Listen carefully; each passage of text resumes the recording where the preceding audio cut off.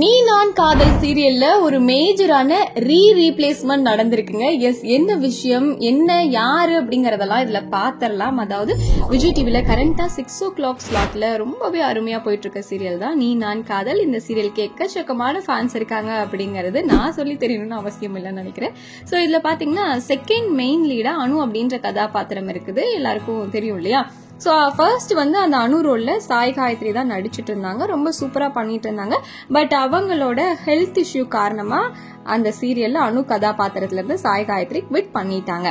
So quit பண்ணதுக்கு அப்புறமா actress Harshita வந்து ரொம்பவே சிறப்பா பண்ணிட்டு இருக்காங்க, நல்லா இருக்கு. ஆக்சுவலி அனு ஆகாஷ் இவங்க பேருக்கு நிறைய ஃபேன்ஸ் இருக்காங்க. சோ அதனால அனு கதாபாத்திரம்ங்கிறது ரொம்பவே முக்கியம். சாய் காயத்ரிக்கு அப்புறம் ஹர்ஷிதா நல்லா பண்ணிட்டு இருந்தாங்க.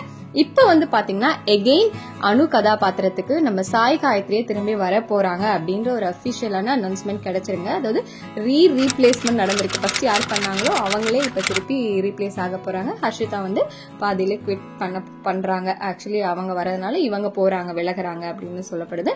சோ எஸ், இதை பத்தி உங்களோட கருத்து என்ன?